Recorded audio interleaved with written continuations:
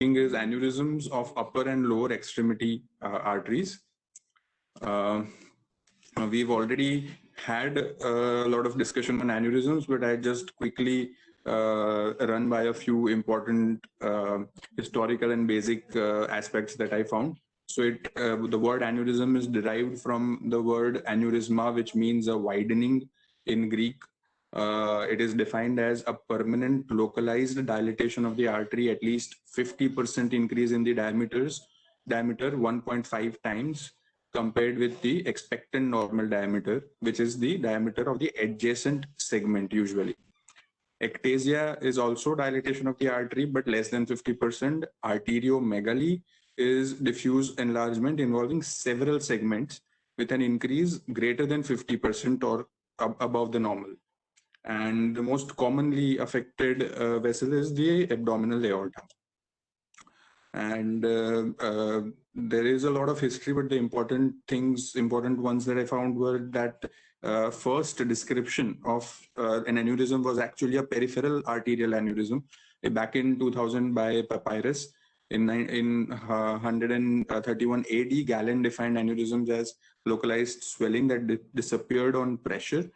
And we are familiar with 1793 AD, where John Hunter ligated the popliteal artery for a popliteal artery aneurysm. This ligation was in the adductor canal, also known as Hunter's canal. And in the latest revolution was by Parody, who did first successful EVAR in 1991. Classification of aneurysm. There can be multiple bases of classification. One is etiology, where congenital like tuberous sclerosis or Turner syndrome, connective tissue diseases like Marfan's, degenerative like atherosclerosis, inflammatory like Takayasu or Kawasaki, and trauma. Morphologically, it can be location-wise, it can be divided according to the vessel that it involves. Morphologically, it is divided into a saccular or a fusiform or a dissecting aneurysm, and it more commonly used as a true and a false aneurysm, which is if the true aneurysm involves all the layers of the arterial wall, versus false is a artificial opening in the wall causing just the collection in the adventitia layer or probably the surrounding tissue, which causes a rim formation by fibrosis. So coming to the lower extremity aneurysms, historically, lower extremity aneurysms were typically either mycotic, syphilitic, or traumatic.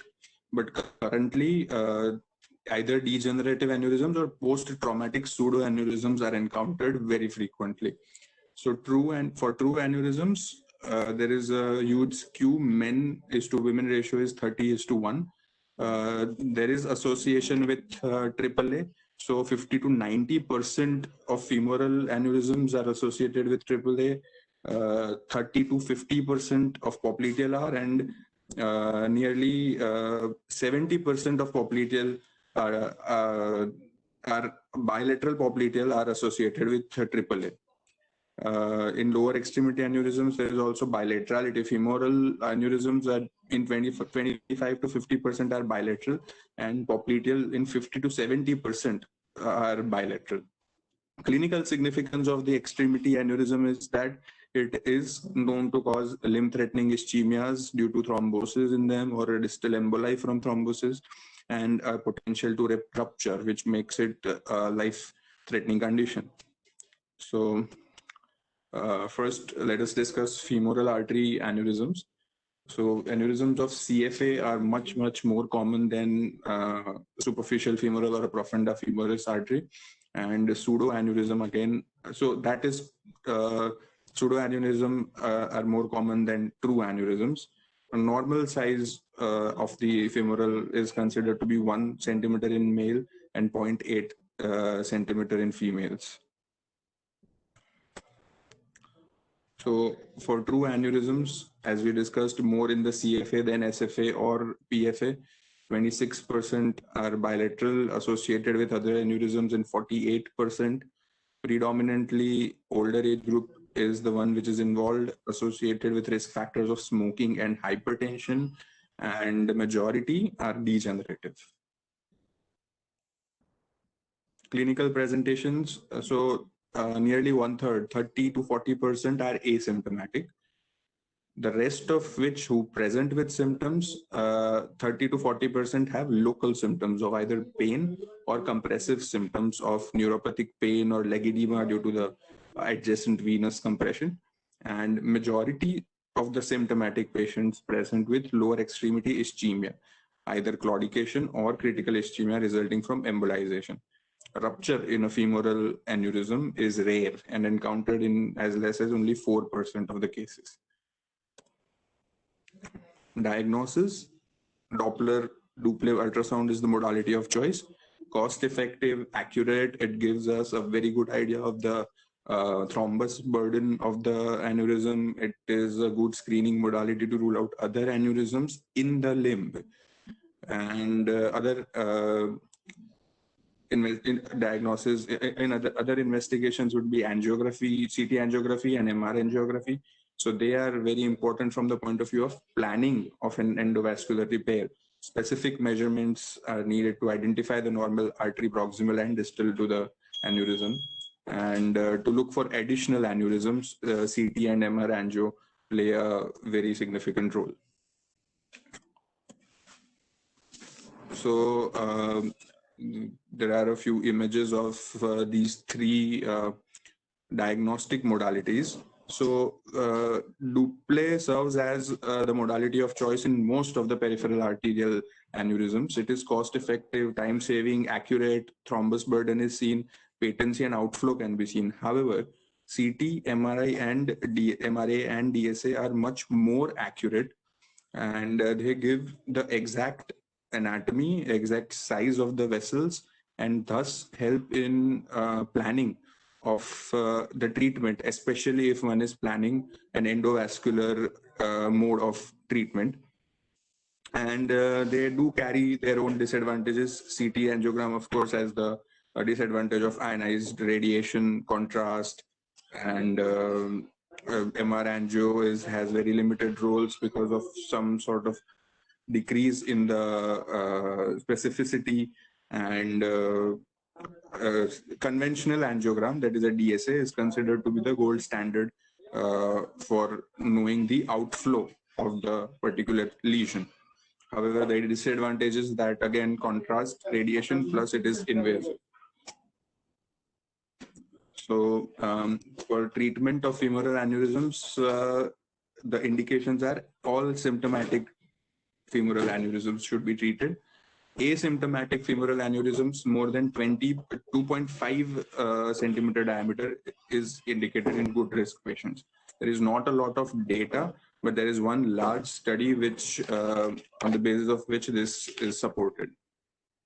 In that study, there were nearly 172 femoral aneurysms evaluated, out of which 105 were less than 2.5 centimeters and managed conservatively. And only 3 patients developed ischemia over a period of 28 months. Interestingly, the mean diameter of symptomatic and asymptomatic aneurysms in that study itself was 2.8 centimeter. So it is not very convincing to say, but yeah, less than 2.5 centimeters should be observed. For repair of the aneurysm, the open repair is the surgery of choice. Aneurysm is excluded with an interposition graft. To prevent injury to the surrounding structures, it is advised not to do dissection of the sac entirely. FE or a Dacron is better size match and equivalent or better patency rates than vein grafts in this position, especially in the femoral artery, common femoral artery. If an aneurysm is extending into a profunda femoris artery or a SFA, then complex reconstruction might be required with an interposition graft or a jump graft. Here we can see in this diagram where in the diagram C, where graft has been implanted onto the main interposition graft, the profunda, or the SFA has been implanted into the reconstructed femoral and profunda graft.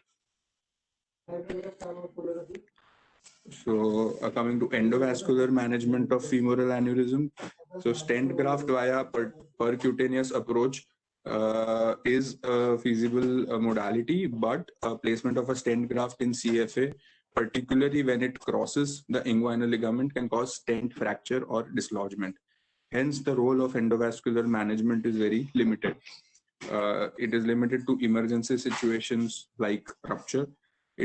Endovascular management can be used in hybrid approach, where an open surgical approach is used for the femoral aneurysm repair and an endovascular graft placement for an iliac repair probably. And it's again can be used in a very morbid or a severely aged individual who is a very high risk for any kind of surgery.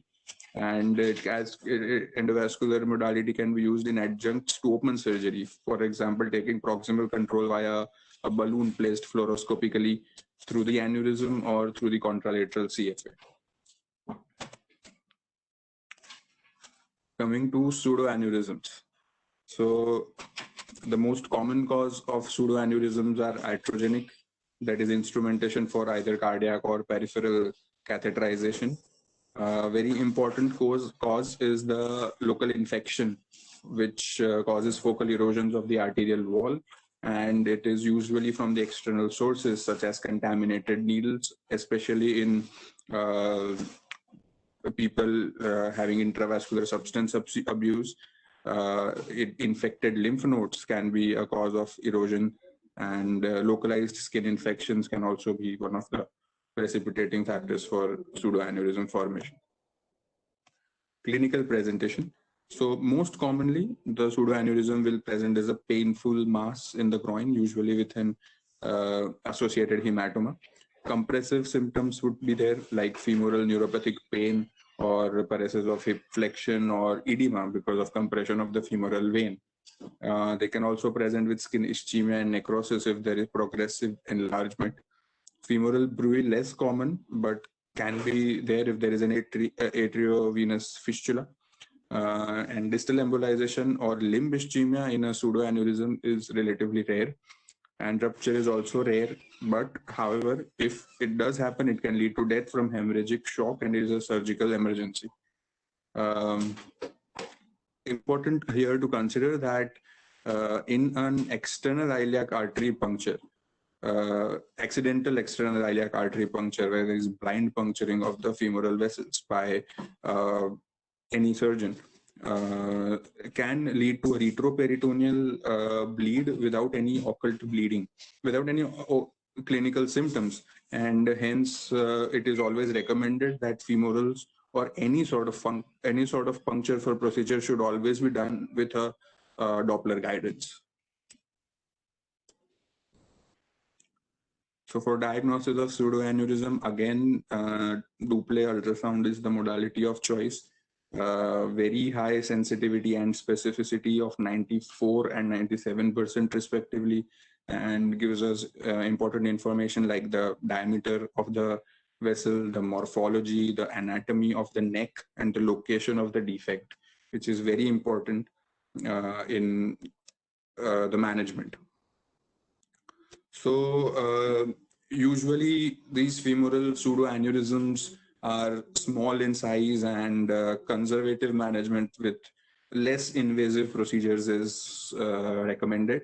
So the various options for pseudoaneurysm treatment are: first is an ultrasound guided compression.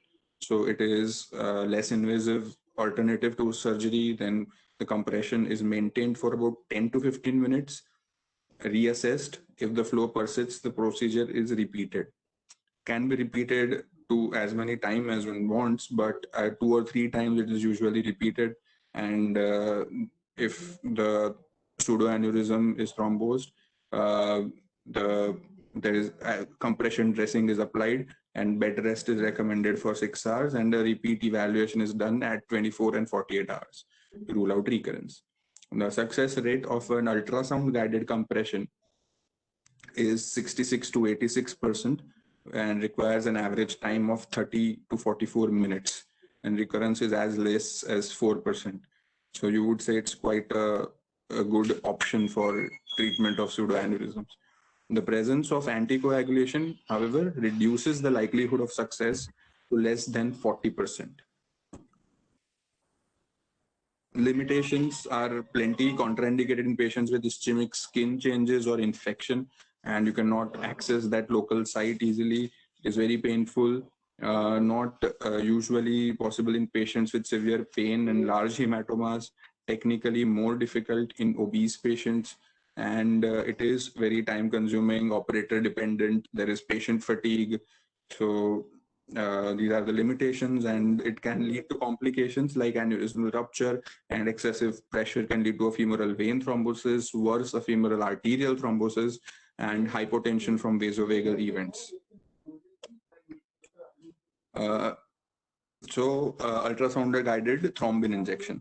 So Cope et al. Described an angiographically directed thrombin injection via percutaneous access into the aneurysm cavity 20 years ago. So Kang et al. Was either very smart or a bit lazy, and he modified that same technique to perform a direct puncture into the aneurysm with Duplex guidance instead of an angiographic guidance. And thrombin was directly injected into the aneurysm, and good results were observed. So the thrombin directly converts fibrinogen to fibrin. Hence, if a patient is on any anticoagulation, it kind of short circuits the entire cascade, and it doesn't let that affect the coagulability of the blood in the pseudoaneurysm, because direct conversion of fibrinogen to fibrin happens, and consequently is a good modality for people receiving anticoagulation. Thrombin is commercially available, and I'll describe it. So it is a quick, simple, and relatively painless method. Critical step in ultrasound guided thrombin injection is the fact that the tip of the needle should be identified in the pseudoaneurysm sac. The injection of thrombin should be slow, usually a dose of 1000 international units per ml is injected. It is prepared in a 3 ml syringe, and 1 ml per every 5 to 10 seconds is slowly injected into the cavity until the flow in the cavity ceases. Controlled compression at the neck of the pseudoaneurysm can be applied to prevent this thrombin from going into the main blood flow, and approximately 1000 units of thrombin is required to induce thrombosis. Patients are given bed rest, compressive dressing for 1 hour, and Duplex is repeated after 24 hours to confirm the thrombosis, and it has a success rate as high as 96 to 100%. So here in this diagram, we can see that how there is color flow in diagram A, and then there is complete thrombus formation in the diagram B. It does have its limitations, contraindications to thrombin. There is a relative contraindication of a short, wide channel or a neck, and which can lead to the embolization of the thrombus. And there is a Cochrane review which compared multiple non-surgical treatments of femoral pseudoaneurysm. Here, compression was effective in achieving pseudoaneurysm thrombosis. Ultrasound guided compression did not confer any additional benefit. However, percutaneous thrombin injection was much more effective than a single session of ultrasound guided compression. Okay, so open surgical repair of a pseudoaneurysm indicated in ruptured pseudoaneurysms, large pseudoaneurysms which cannot be tackled with compression alone, failures or contraindications to ultrasound guided or ultrasound guided thrombin injections, as we've discussed, like obese patients or some retroperitoneal pseudoaneurysms. and pseudoaneurysms associated with an arteriovenous fistula, which required repair. Usually, direct repair with polypropylene sutures is enough, but if there is extensive damage to the femoral arterial wall, a patch angioplasty with autologous or a synthetic tissue might be required. Autologous tissue is always preferred because pseudoaneurysms are always associated with some latent infections. Okay, so that's it about femoral aneurysms. Coming to SFA aneurysms. SFA aneurysms are isolated aneurysms, less common than CFA, and more commonly they manifest as proximal extensions of popliteal artery aneurysms. An extensive review was done by Leon et al., and he reported 61 cases of isolated SFA aneurysms. The average age was 75.7 years. The usual, most common location was the middle third of the artery. Mean diameter of 8.4 centimeter at diagnosis. This is due to the fact that it is a deeper structure compared to the common femoral artery, and usually it evolves to a larger size before it is diagnosed. Most common manifestation was a pulsatile tender thigh mass. Rupture was more common manifestation than distal ischemia. Again, diagnosis, the same thing. Duplé is accurate for smaller asymptomatic aneurysms, and to evaluate inflow, outflow, surgical planning, a CT, MRI, or a DSA is a better choice. So treatment, indications to treatment, 2.5 centimeter or more in diameter, and the growth over a period of time.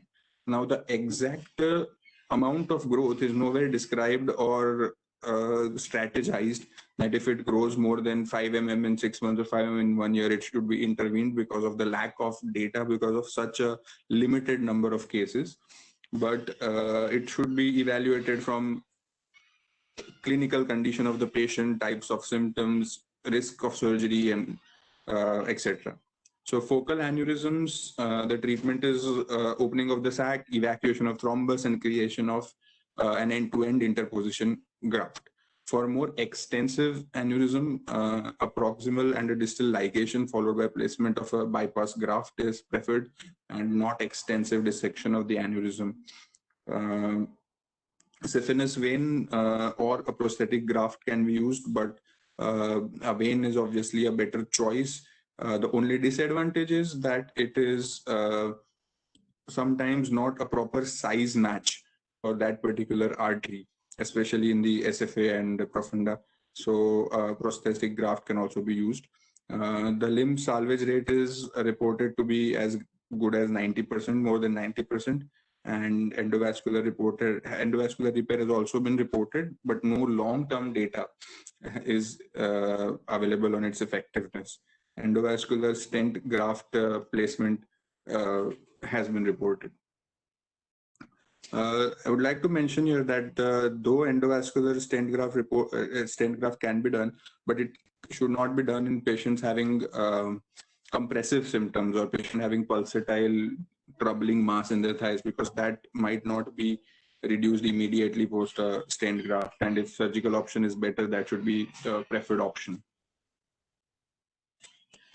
Coming to profunda artery aneurysms,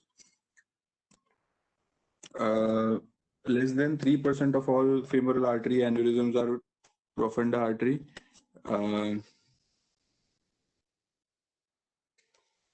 Mostly they are unilateral, and in the synchronous aneurysms are seen in as much as 70% of the cases. Most commonly, they are associated with popliteal aneurysms. Clinically, they present with limb-threatening ischemia from distal embolization of the thrombus, particularly if there is a concomitant SFA occlusive disease. And less commonly, they also present with rupture. Large size at presentation because of their deep anatomical location, similar to SFA aneurysms. Treatment, there is no clear criteria of diameter, but treatment of a profunda artery aneurysm is always indicated because of high rate of complications and unknown natural history. Surgical repair comprises of an aneurysmectomy with an interposition graft of either a vein or a prosthesis. And the principles of this surgery would be, first thing, to evaluate the SFA and concomitantly treat SFA if needed. Large branches of the profunda artery should be preserved whenever possible, and carefully the deep femoral vein and femoral nerve should be preserved. Proximal control is usually taken at the CFA. Aneurysms confined to the distal branches of the deep femoral artery may be simply ligated, or they may be selectively embolized. This is one other modality of treatment. Proximal PFA ligation can be attempted in patients with rupture, especially if SFA is patent.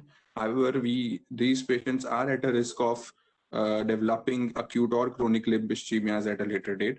And endovascular management of profunda aneurysms has been reported. Stent grafts have been deployed with good short-term results, but long-term results are awaited.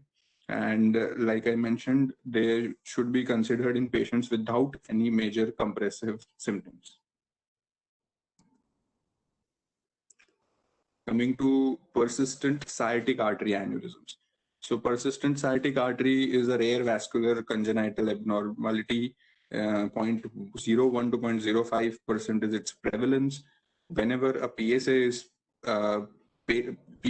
persistent sciatic artery is there, the femoral artery is hypoplastic, and there's no clear data on average size or etiology. Very limited number of cases which have been reported, but one thing is clear, that it is very prone to aneurysmal degeneration.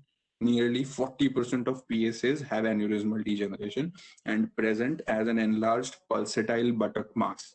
They can also have local compressive symptoms like sciatic neuropathy or skin changes, and rarely, but not very rarely, distal ischemia. So the treatment is surgical repair with an interposition graft. Dissection is not recommended in this area because of potential damage to the adjacent sciatic nerve. Endovascular stent placement, again, same thing, effective method, provided there are no compressive symptoms, but no long-term results available with us. And there is one interesting case report where the embolization of the ruptured PSA aneurysm with Emplatzer plug was attempted in a hemodynamically unstable patient. They were successful in controlling the hemorrhage, but there were complications of foot drop, probably secondary to sciatic nerve ischemia and a buttock abscess.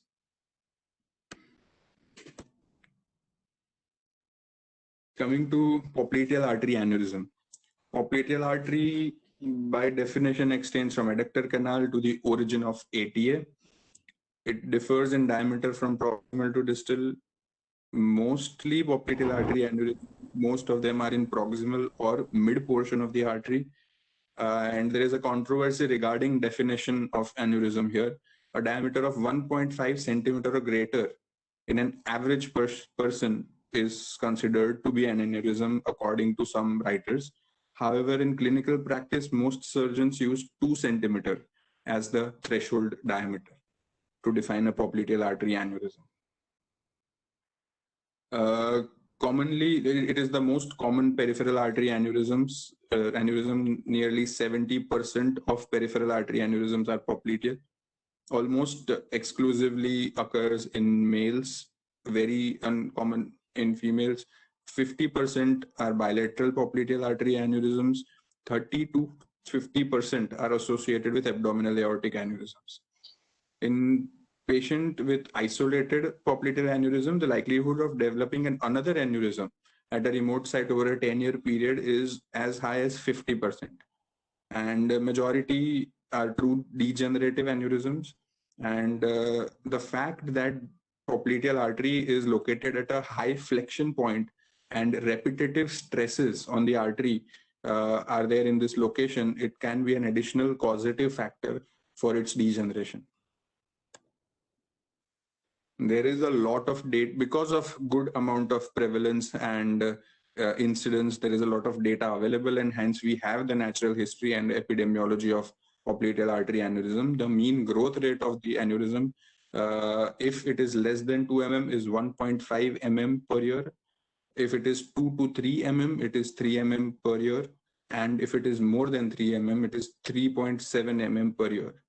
Most common risk factor associated with a popliteal artery aneurysm is hypertension. And over a period of 5 years, Zilagi et al. Performed a study where only 32% of the observed popliteal artery aneurysms remained without any lower extremity complications. Dawson et al. Studied 71 aneurysms, 25 of which were treated non-surgically, and complications developed in 57%. The probability of development of complications is very high. It is as high as 74% within the 5 years. So, of course, if it is so high, it will always be usually symptomatic. More than 50% of popliteal artery aneurysms are symptomatic, most commonly present as a lower extremity ischemia. Usually, chronic ischemic symptoms like chronic emboli, because of chronic emboli, are there, which occlude the outflow vessels. They can present as chronic symptoms of ischemia with a non-pulsatile popliteal mass. They can also present as compressive symptoms, which may include leg swelling and DVT or a nerve compression causing pain. Rupture is unusual complication, and hemorrhagic shock because of the rupture is again a rare finding, because the popliteal fossa is a closed confined space and does not lead to a life-threatening, less likely lead to a life-threatening hemorrhagic shock. They, of course, can be found incidentally. So they have to be suspected anytime a prominent or a widened popliteal artery pulse is palpated. If a popliteal artery pulse is easily palpated, then one must suspect an aneurysm, and one must suspect a popliteal artery aneurysm in men with femoral artery or abdominal aortic aneurysm. So diagnosis, again, the same story. Doppler ultrasound, CT, and MRI, we know about them. But the important point here is that DSA can be misleading sometimes, because popliteal artery aneurysms are known to get thrombosed, and non-visualization of a mural thrombus can mislead, and it can show absence of the popliteal artery, and the aneurysm might not be clearly visible. Coming to treatment, the outcomes are best in asymptomatic patients and progressively worse in those with either chronic ischemia or advanced acute ischemia. But there is a controversy here. So all patients who are symptomatic and those who have 2 centimeter or more diameter should be considered for treatment. This is justified given that 30 to 40% risk of development of acute ischemic complications is there. They should be, some people believe that popliteal artery aneurysms should be repaired once found, regardless of the size, because of high complication and limb loss rates. And these people who claim that obviously claim a high limb salvage and patency rates with low operative mortality. And Gallen et al. Evaluated 95 popliteal artery aneurysms. Out of that, out of those that were asymptomatic and less than 3 centimeter and without any distortion, none became thrombosed. So there is obviously some discrepancy, or obviously some difference of opinion in the data.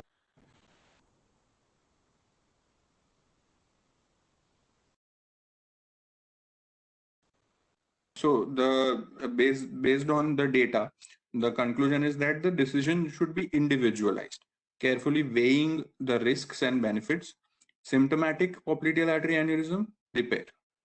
Asymptomatic but 2 or 2.5 centimeter and contains a thrombus, repair. Older patients, multiple comorbidities, high risk, observation is better.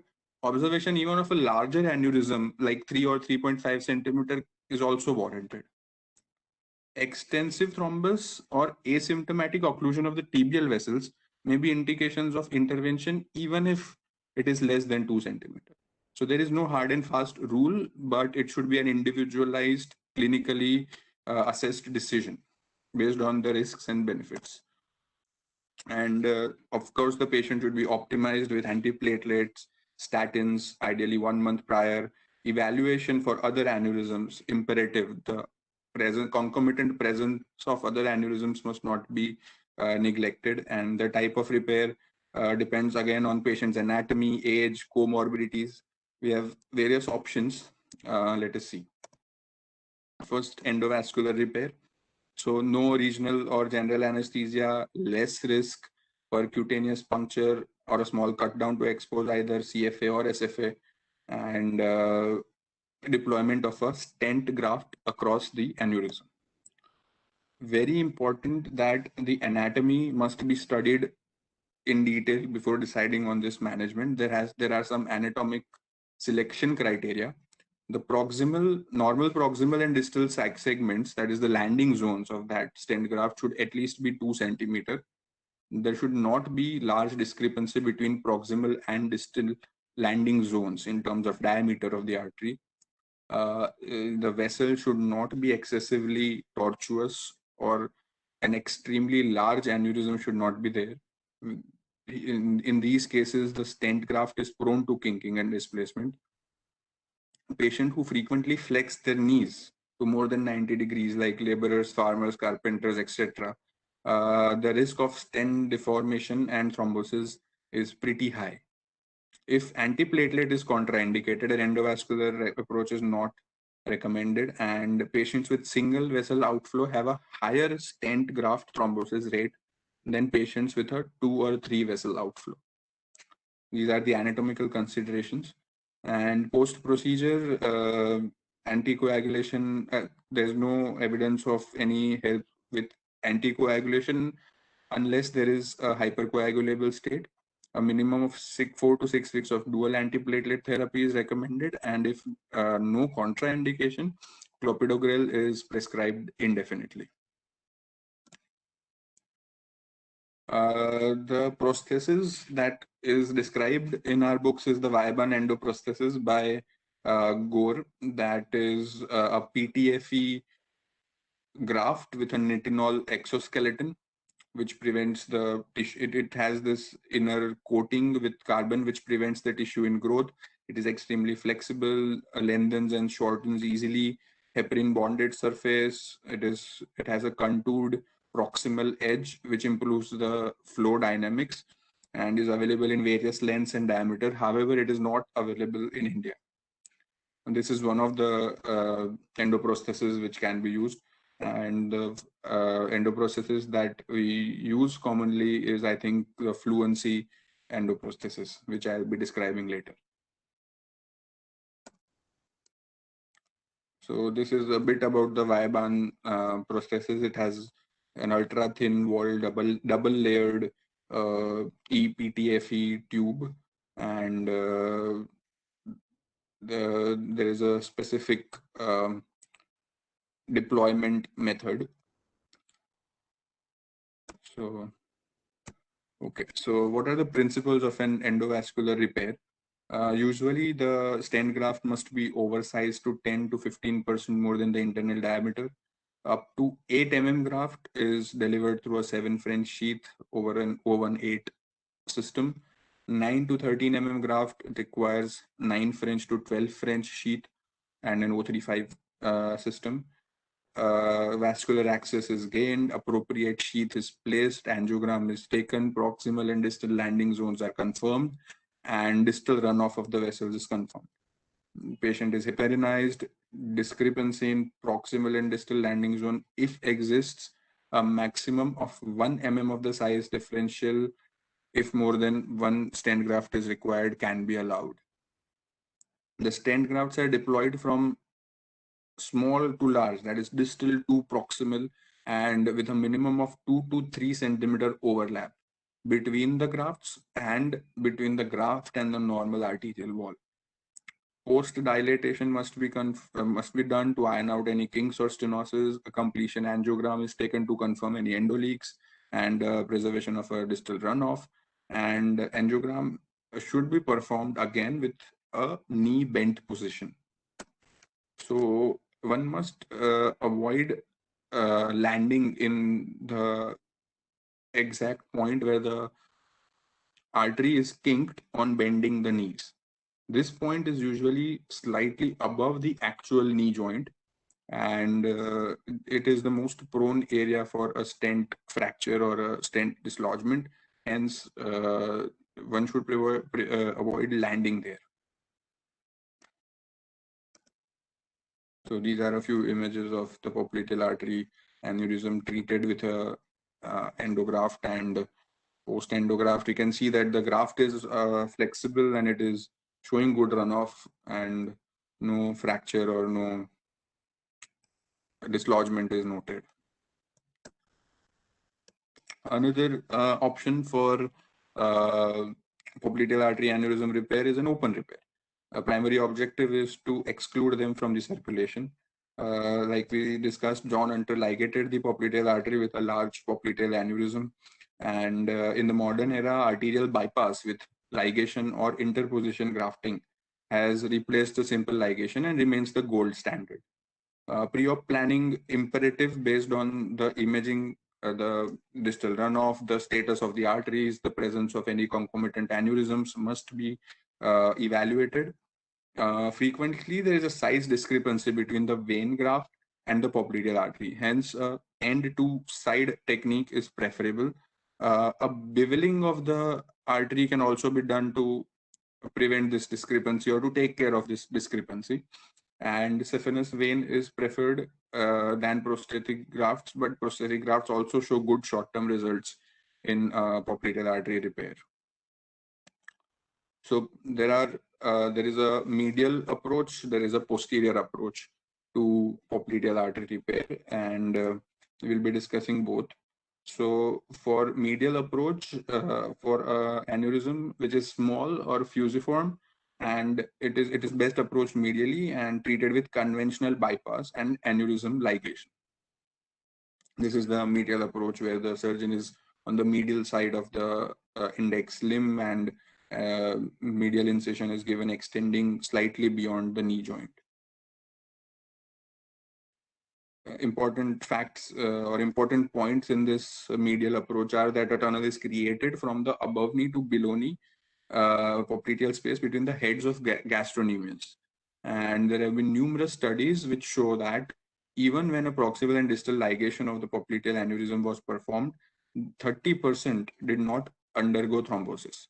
Thus, most writers are proponents of opening the aneurysm in order to suture ligate all the back bleeding side branches. The advantage of medial approach is that it is the only logical option for bypass graft that must extend to a distal tibial or pedal vessels. If there is an aneurysm causing tibial disease, upper proximal tibial disease, or having BTK disease with patent distal arteries, a bypass can be considered, and a medial approach is better for that.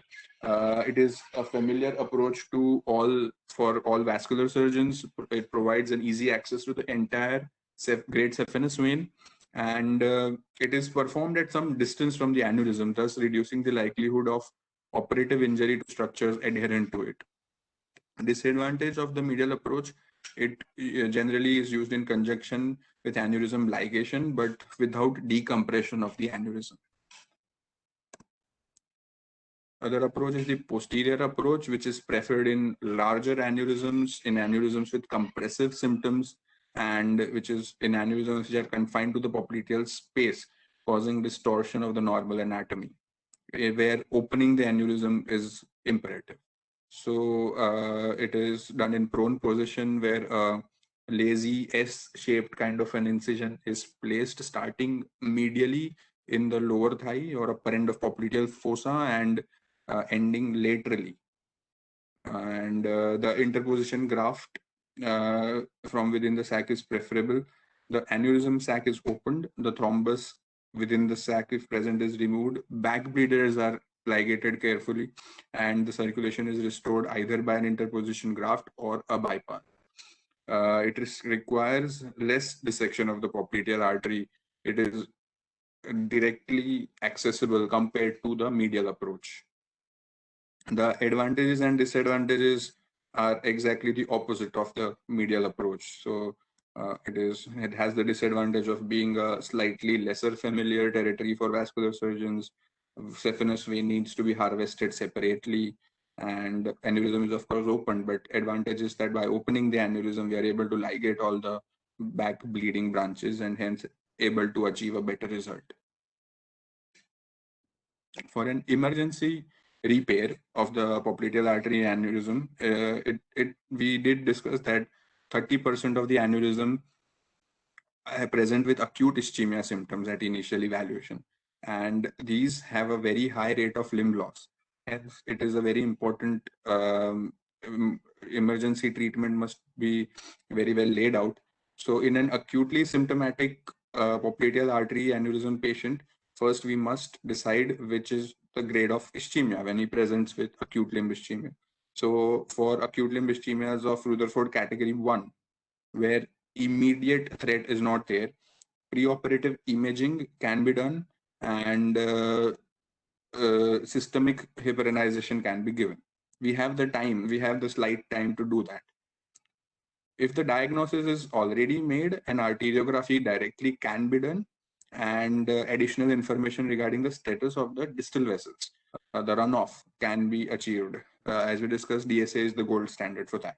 So, and in Rutherford category 2A and 2B, where there is a sensory neuro loss, patient must be rushed to the operating room immediately. There should not be any wait for a CT scan or an MRI. Once diagnosed with acute limb ischemia and diagnosed with a thrombus popliteal artery, one should directly be taken to operating room, preferably a hybrid room where an arteriography can be done. Now, if the aneurysm we are discussing the open approach. So if the aneurysm is fully occluded and a patent distal outflow is identified on arteriography, a vein bypass to the patent outflow is done. If there is no outflow vessel identified, then we must decide that how much time do we have. Decide if the patient's limb is immediately threatened. If yes, one must go for an intra-arterial thrombolysis. If patient's limb is threatened, sorry, I think I've written it wrong. So if the patient's limb is immediately threatened, one should go for immediate surgery. And if no, you have the time to go for an intra-arterial thrombolysis. If no outflow vessel was identified at the arteriogram, thromboembolectomy of the distal popliteal and tibial vessels or both should be attempted. For an embolectomy, the trifurcation is the ideal site to gain access to all three arteries, and the number 2 Fogarty balloon is used.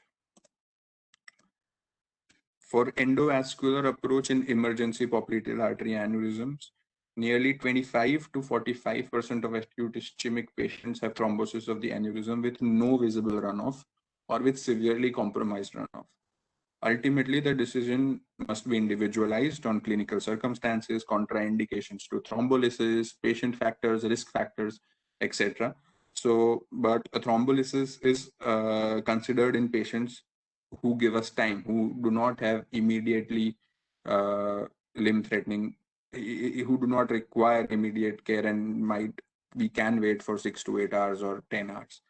So in those cases, plasminogen activators are used. Alteplase is used at our center commonly, and the infusion rate, the optimal rate is 2 milligram per hour. APTT should be monitored and it should be less than 50 seconds for preventing systemic bleeding. Fibrinogen levels can give an idea about the effectiveness of the thrombolysis, and if the fibrinogen levels are about 200 milligram per deciliter, lytic therapy is continued. And the options for endovascular are the bypass can be performed if the target vessel opens up, and lytic therapy can be continued, or the patient can undergo an attempt at urgent thrombectomy or bypass if the leg is acutely threatened. Alternatively, if the thrombus lysis and anatomy permits, as we described earlier, there is more than one outflow vessel.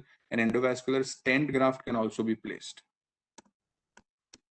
And there is also this hybrid approach. It is pretty similar to what we've already discussed, that if the thrombolysis fails, an open thrombectomy can be immediately done.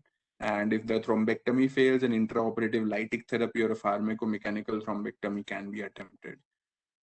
So these are the hybrid options for a popliteal aneurysm repair. And coming to tibial feeder artery aneurysms, so true aneurysms, extremely rare. Description is very limited. Commonly are because of trauma or fractures or iatrogenic injuries. It is important to note here that even the thromboembolectomy of the tibial vessels with Fogarty catheters can be a cause of such degenerative lesions in the distal arteries. If symptomatic, they should be repaired with autologous vein bypass, primarily because the natural history is unknown. And if other tibial arteries are patent, treatment with simple ligation is also sufficient. And coil embolization has been reported as an effective modality. Very less data is available. So I think we are done with the lower extremity aneurysms. Sir, should I move on to upper extremity, sir? Rutvij, can you hear me?